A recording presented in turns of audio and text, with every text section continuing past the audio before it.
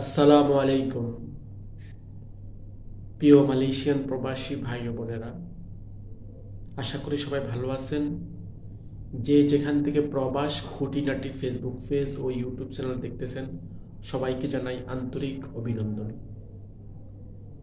আজকে আপনাদের সাথে গুরুত্বপূর্ণ একটা বিষয় নিয়ে আলোচনা করব। তো অবশ্যই ভিডিওটা সম্পূর্ণ দেখবেন, কেউ স্কিপ করবেন না। স্কিপ করলে হয়তো আপনি গুরুত্বপূর্ণ কোনো তথ্য মিস করতে পারেন। তো আসুন মূল কথায়। আপনারা অলরেডি অবগত আছেন, মালয়েশিয়াতে 2024 সালে 31শে ডিসেম্বর সাধারণ ক্ষমা দেওয়ার লাস্ট সময় ছিল। ওই সময় অনেক প্রবাসী সাধারণ ক্ষমায় দেশে চলে গিয়েছে, আর যারা এখনো দেশে চলে যেতে পারেন নাই সাধারণ ক্ষমায়, তারা কিভাবে ট্রাভেল পাসে আপনি মালয়েশিয়া থেকে বাংলাদেশে যাবেন, এই বিষয়ে আজকে বিস্তারিত আলোচনা করব। তো অবশ্যই আমাদের সাথে থাকবেন। তো বর্তমানে যারা মালয়েশিয়াতে অবৈধ প্রবাসী আছেন, কিন্তু আপনার কাছে মূল পাসপোর্ট আছে কিন্তু ভিসা নাই, আপনি কিন্তু মালয়েশিয়া অবৈধভাবে বর্তমানে বসবাস করছেন। মূল পাসপোর্ট আছে অর্থাৎ যার কাছে মূল পাসপোর্ট অরিজিনাল পাসপোর্ট আছে, আপনি কিভাবে দেশে যাবেন? আপনার জন্য খুব সহজ। আপনি বাংলাদেশ হাই কমিশনে না গিয়েও কিন্তু আপনি বাংলাদেশে চলে যেতে পারবেন, মুভ করতে পারবেন। যে আপনার বাংলাদেশে যেতে হবে না। যদি আপনার পাসপোর্টের মেয়াদ থাকে, তাহলে আপনি মালয়েশিয়া থেকে কবে কখন যাবেন এবং একটি বিমান টিকিট ক্রয় করবেন।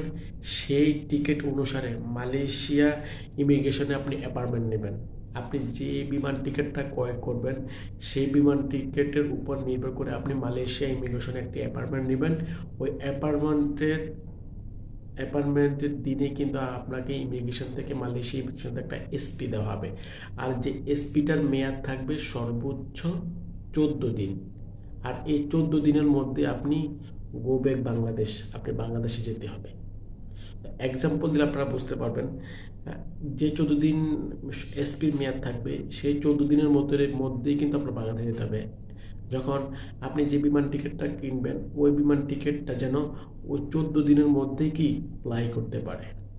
যেমন আপনি যদি মালয়েশিয়ায় ইমিগ্রেশন, আপনি যদি বিমান টিকিট কিনেন ধরেন জানুয়ারির 20 তারিখে, আর আপনি যদি মালয়েশিয়া ইমিগ্রেশনে অ্যাপয়েন্টমেন্ট নেন 10 তারিখে, জানুয়ারির 10 তারিখে, তাহলে কিন্তু ওটা 14 দিনের মধ্যেই পড়ছে। তাহলে কিন্তু আপনার জন্য সহজ।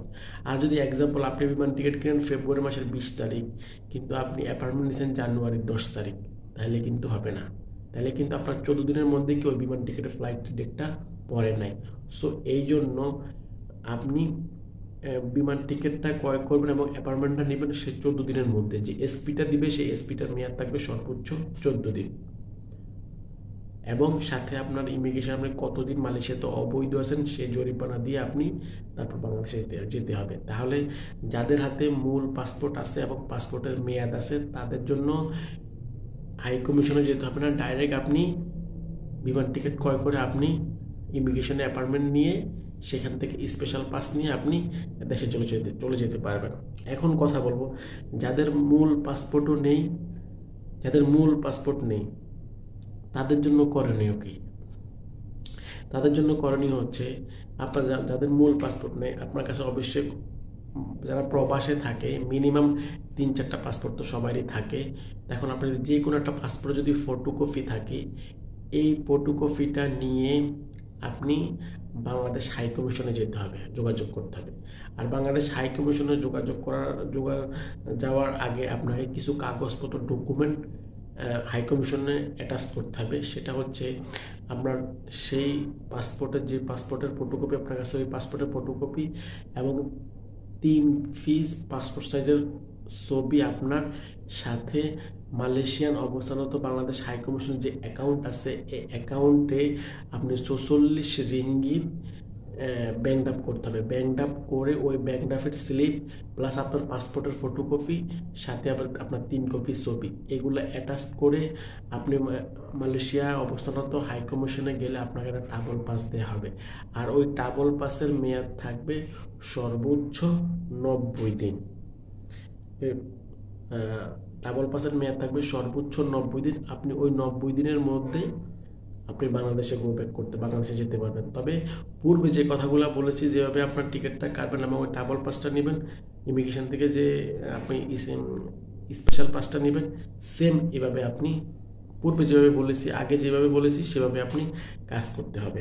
এখন কথা বলবো, অনেকে আমাদের কাছে বলে যে ভাই আমার তো মূল পাসপোর্টও নাই বা পাসপোর্টের ফটোকপি নাই, আমি কিন্তু মালয়েশিয়াতে আসছি ট্রলারে, নদীপথে বাইপাস করে আসছি, এখন আমি কীভাবে যাব? আপনার জন্য হচ্ছে আপনার জন্য হচ্ছে আপনার তো পাসপোর্ট নাই, তাহলে আপনার তো এনআইডি কার্ড আছে বাংলাদেশে। তাহলে আপনার এনআইডি কার্ড, আপনার দেশে যারা এনআইডি কার্ড, আপনার যে ফ্যামিলি আছে এনআইডি কার্ড, আপনি সেই এনআইডি কার্ড দিয়ে কিন্তু আপনি বাংলাদেশে যেতে পারবেন। আপনি হাই কমিশনের মাধ্যমে যেতে পারবেন। তার জন্য আপনাকে হাই কমিশনের অ্যাকাউন্টে ওই যে 44 রিঙ্গিত ব্যাংক ড্রাফট করে রিঙ্গিত জমা দিয়ে আপনি ট্রাভেল পাস সংগ্রহ করতে পারবেন। আর পূর্বে ওই সেম সিস্টেম, যেভাবে আপনি ইমিগ্রেশনের ট্রাভেল পাস নেবেন, ট্রাভেল পাস নিয়ে আপনি প্রথম বিমান টিকিট ক্রয় করবেন, তারপর ট্রাভেল পাস নেবেন, ট্রাভেল পাস নিয়ে তারপর আপনি বাংলাদেশে যেতে পারবেন। এখন অনেকেই বলতেছে যে ভাই আমার তো পাসপোর্ট নাই, পাসপোর্টের মূল কপি নাই, আমার এনআইডিও কার্ড নাই, তাহলে আমার জন্য কি করা হবে? আপনার জন্য হচ্ছে, যারা আপনার তো অবশ্যই আপনার দেশে আত্মীয় স্বজন আছে, তাদের মাধ্যমে আপনি জেলা প্রশাসক অথবা ইউনো ইউনোর মাধ্যমে আপনি যে বাংলাদেশের একজন নাগরিক ওনাদের কাছ থেকে একটা সত্যায়িত প্রত্যয়নপত্র আপনি মালয়েশিয়া অবস্থিত বাংলাদেশ হাই কমিশনের মাধ্যমে ইমেল করবেন।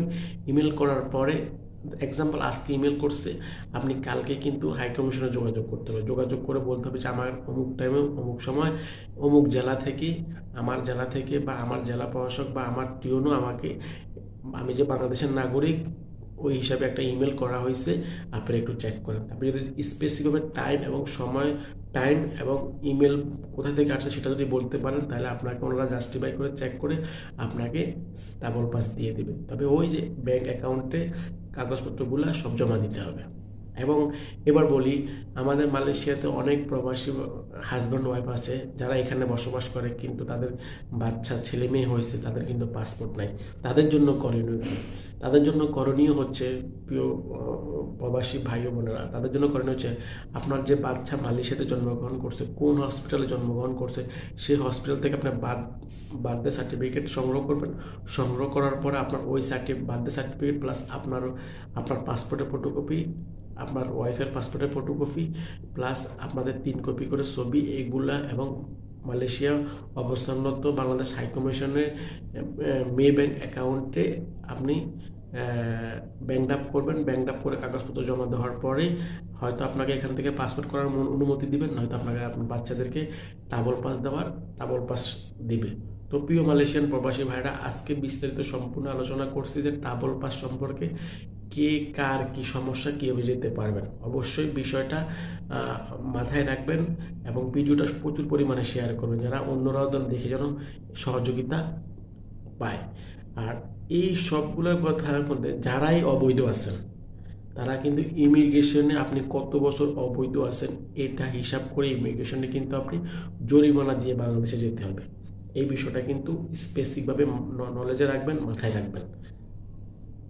আপনি যেখান থেকে ট্রাভেল পাস সংগ্রহ আপনি হাইকমিশন থেকে ট্রাভেল পাস সংগ্রহ করার পর আপনি ইমিগ্রেশন যখন অ্যাপয়েন্টমেন্ট নেবেন, আপনার বিমান টিকিট নিয়ে যাবেন, যখন ওরা আপনাকে এসপি দিবে, এসপির পরে আপনি কত বছর অবৈধ আছেন তারা দেখবে। দেখার পরে আপনার উপর জরিমানা করা হবে, আপনি 1 বছরে এটা আসলে ধারাবাহিকতা। তবে সর্বোচ্চ 3000 টাকার উপরে যায় না।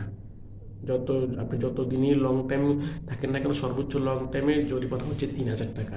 3000 টাকার উপরে যায় না, কিন্তু সর্বনিম্ন কমে 500 টাকা। তো এই বিষয়গুলো নলেজে রেখে আপনি কাজ করবেন। তো প্রিয় মালয়েশিয়ান প্রবাসী ভাইরা, আজকের মতো বিদায় নিচ্ছি। আবারও নতুন কোনো তথ্য ও ভিডিও নিয়ে আমরা আপনাদের সামনে হাজির হব। এই পর্যন্ত ভালো থাকেন, সুস্থ থাকেন, আমাদের সাথে থাকুন। আসসালামু আলাইকুম ওয়া রাহমাতুল্লাহি ওয়া বারাকাতুহু।